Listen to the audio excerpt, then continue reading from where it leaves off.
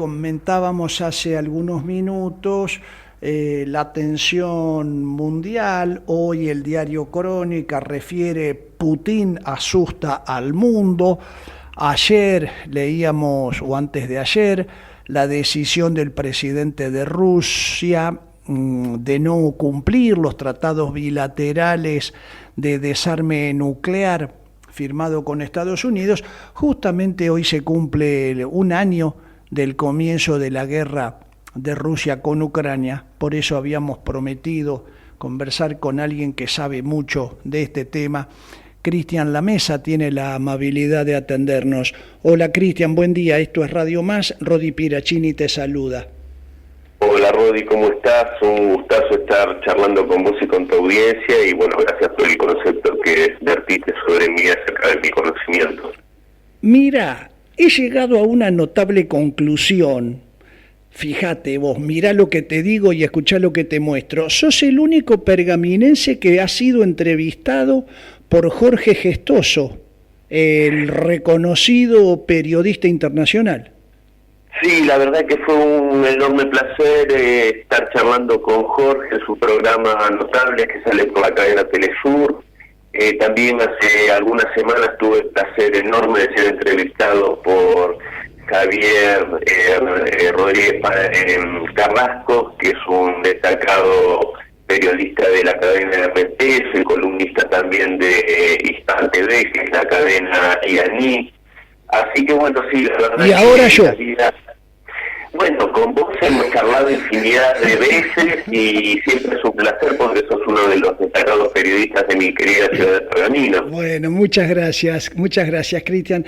Se cumple un año de la guerra y se da también en este contexto lo que decíamos, esta tensión que parece en aumento, no solo que es un conflicto que podríamos ubicar en un área determinada del planeta, sino que por sus características, por sus antecedentes y sus alcances, el conflicto entre Rusia y Ucrania parece trascender largamente esas fronteras y amenaza la estabilidad mundial. Sí, realmente lo que se está dando en Ucrania, en el territorio ucraniano, con esta confrontación entre la OTAN y Rusia, yo creo que es, en definitiva, lo que es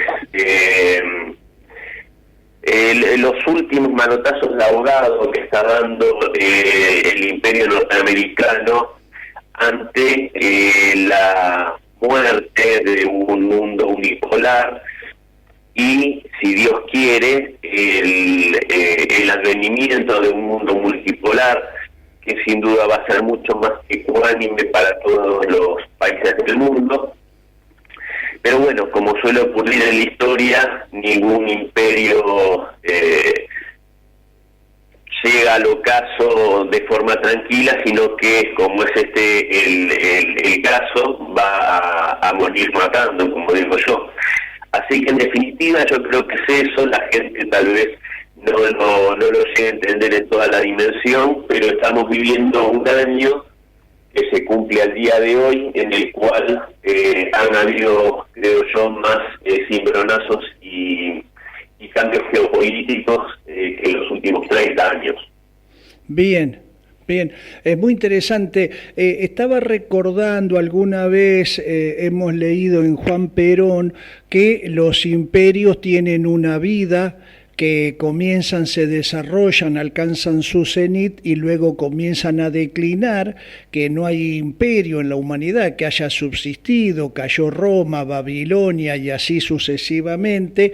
Y decía también Perón que a los imperialismos no se los tumba desde afuera, sino que declinan desde adentro. Decía Perón, el imperio romano no cayó por Escipión el africano, sino por la propia declinación interna. El mundo pareciera llegar a un punto de injusticia social y económica tan grande que no parece legítimo sospechar que esto se vaya a mantener en el tiempo mucho más. Exacto, y me agrada muchísimo la mención que haces del general Perón, porque habría que tenerlo un poco más fresco en la memoria como un gran geoestratega, porque de hecho, bueno, la frase, yo soy bastante fanático de las frases de Perón, pero una que es la de cabecera para mí es la de que la verdadera política es la política internacional. Y bueno, desgraciadamente debo decir que en nuestra Argentina de hoy, y ya de hace bastante tiempo atrás, no hacemos demasiada gala de una geopolítica demasiado inteligente. Para nada. Sí, es lamentable porque la verdad que se está dirimiendo algo histórico a nivel mundial, inclusive en el aspecto de la preeminencia del dólar como principal arma de Estados Unidos, porque el dólar no es una moneda, es un arma en manos de Estados Unidos. Y yo creo que nosotros, que justamente somos víctimas en alguna medida de esta dependencia con el dólar, nos estamos perdiendo. Esto es algo que yo hace años vengo hablando y hablando con compañeros, pero de manera infructuosa. Hay otras vías al dólar, y es lo que están mostrando Rusia, China, India, Turquía, bueno, muchísimos países de primer orden que están empezando a comerciar con sus monedas nacionales, que están saliendo del modelo de las monedas fiat sin respaldo para respaldar a sus divisas con, ya sea commodities, ya sea con oro, ya sea con plata. Hoy es variado el modelo que se puede utilizar. Pero bueno, en definitiva, esto es, como decíamos hace unos minutos, un nuevo orden mundial, un nuevo orden multipolar, y creo que Perón lo vio hace muchas décadas. Sabemos que fue un adelantado en el tema del medio ambiente y muchísimas otras cuestiones. E inclusive, si me permitís, Rodi, con esto cierro esta respuesta, en cuanto a la tercera posición, lo que se está dirimiendo hoy en el mundo no es ni más ni menos, yo lo he hablado con compañeros hace varios años en algunas charlas, es ni más ni menos que, si uno lo analiza detenidamente, la posición que está planteando Rusia, que está planteando China a nivel mundial, este multipolarismo, no es ni más ni menos que algo muy parecido a la tercera posición del general Perón. Y desgraciadamente en Argentina nuestros dirigentes le están viendo pasar simplemente. Sí. Vos hablas de esto de, según tu percepción, lo que está en crisis es la hegemonía incuestionable de Estados Unidos. Veíamos, por ejemplo, en la tapa de Crónica que el mundo está asustado porque Putin anuncia misiles intercontinentales, cuando no se dice nada que Estados Unidos tiene bases militares esparcidas por todo el planeta con misiles de corto alcance porque no necesita que sean de largo alcance. En esto que planteas, esta crisis que se genera, que supuestamente derivará en un mundo multipolar. Tenemos por un lado la hegemonía amenazada de Estados Unidos, por otro lado esta irrupción de Rusia desafiando a la OTAN. Me gustaría, no quiero pedirte respuesta que por ahí nadie tiene a esta hora, pero también hay que considerar la presencia de China, la presencia de Japón. ¿Cómo estás percibiendo la discusión mundial que se da por estos días? Bueno, mira, lo que vos decís es tan cierto como que Estados Unidos tiene casi 1000 bases a lo largo y a lo ancho del mundo, y todas ellas para hacer prevalecer su dominio. Habría que preguntarse, mucha gente que llevada por una xenofobia, por ciertos temores infundados, no sé, a través de películas tal vez, o también la rusofobia, habría que preguntarse a qué países invadió, a qué países le declaró la guerra y a qué países dominó China o Rusia a lo largo de los últimos, por ejemplo, 30 años, y hacerse la misma pregunta respecto a Estados Unidos. ¿Por qué?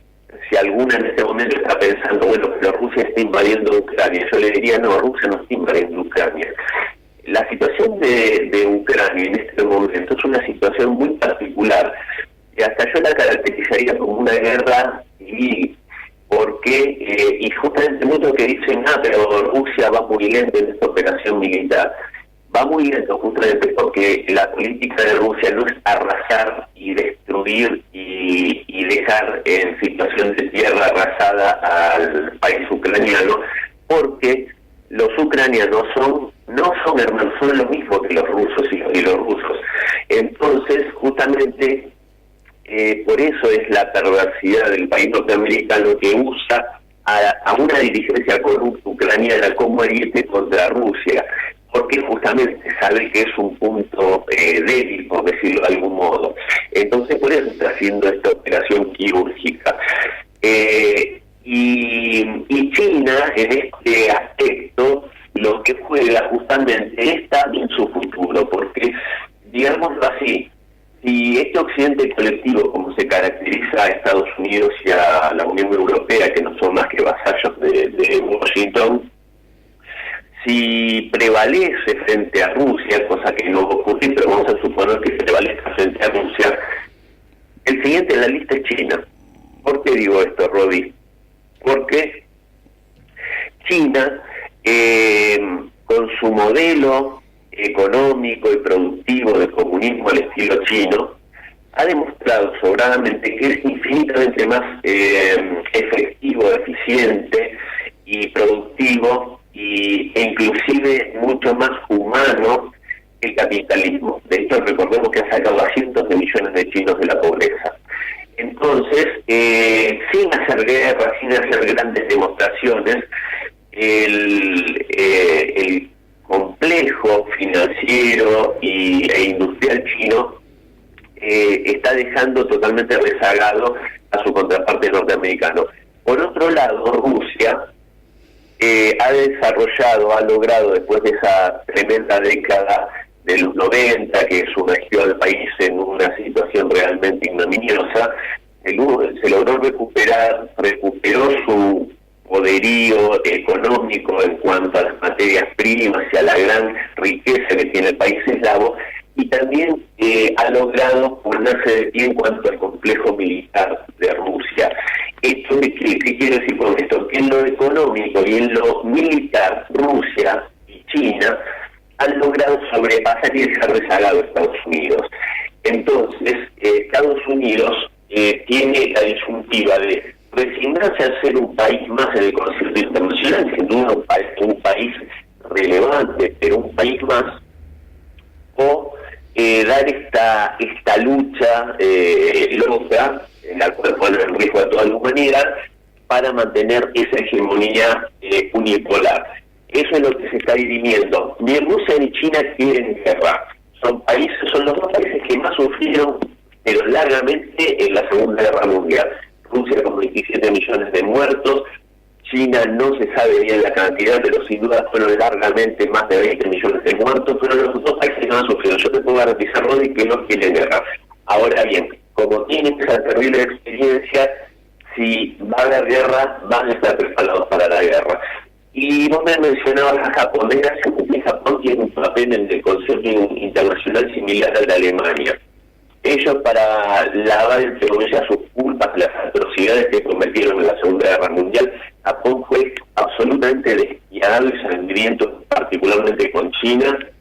Alemania sabemos todos lo que hicieron, y para lavar esas culpas y convertirse en arietes contra, en su momento, la Unión Soviética, tuvieron que dejar de lado cualquier tipo de dignidad, de soberanía o cualquier tipo de dignidad soberana, y eso es lo que somos, caricaturas de sí mismos. Y con esto cierro, Rodi. Alemania, el más claro ejemplo de eso es la posición frente al acto terrorista de los Estados Unidos cuando cuando hicieron ese atentado terrorista contra los gasoductos Nord Stream y Nord Stream 2. Esa era infraestructura crítica ruso-alemana, no solamente ruso-alemana, una infraestructura que costó algo así como 20.000 millones de dólares, y el presidente Joe Biden, antes de que se iniciara la operación militar, dijo que si Rusia invadía Ucrania, el Nord Stream no iba a funcionar más. Y una periodista le preguntó a qué se refería, si eso estaba bajo soberanía alemana, y dijo, nosotros nos vamos a encargar, quédense tranquilos, nosotros nos vamos a encargar. Meses después, lo bombardean, quitando a Alemania la posibilidad de ese abastecimiento de hidrocarburos buenos y baratos por parte de Rusia, que era lo que sostenía la competitividad de Alemania como locomotora de la Unión Europea y en cierta medida de Europa. ¿Y qué hace Alemania ante un acto de guerra? Porque eso es lo que se define un casus belli. Eso es un acto de guerra, lo que fue Estados Unidos contra Rusia y contra Alemania. ¿Qué hace? Se calla la boca y sigue haciendo reverencias ante el amo de Washington. Entonces se han vuelto caricaturas de sí mismo, Japón y Alemania. Vos sabés que mencionás, bueno, es muy interesante escucharte, uno admite que por ahí el tema es desconocido para nosotros, la geopolítica nos resulta ajena, no sabemos nada de política internacional, los medios masivos se encargan de desinformar en este sentido. Es muy interesante escucharte, nos permite pensar.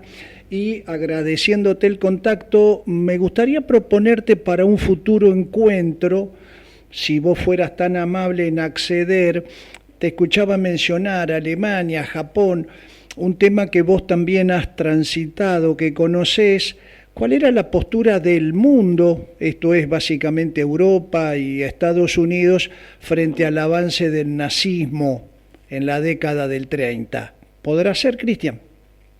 Sí, en alguna otra oportunidad entonces me gustaría que hablemos de esto porque es muy interesante, sos muy lúcido, conocés mucho de estas cuestiones, me parece que escucharte nos ayuda a pensar. Te doy las gracias, Cristian. Contá conmigo, Rodi, va a ser un placer y a mi juego me llamaste porque de hecho mi libro La paternidad del mal versa sobre eso, sobre cómo países europeos fueron socios, entre comillas, de la Alemania nazi. Claro, y lo que tardó Estados Unidos en reaccionar frente a las invasiones de Hitler sobre los países europeos, ¿no? Exactamente. Cristian, un gusto enorme, te mando un abrazo y hasta pronto. El gusto es mío, Rodi, un abrazo grande. Muchísimas gracias. Hemos conversado con Cristian Lamesa, un apasionado de estos temas que nos resultan tan lejanos. ¿Qué es Rusia para nosotros, además de la ensalada rusa? ¿Qué más sabemos? ¿Qué sabemos de China, de Japón?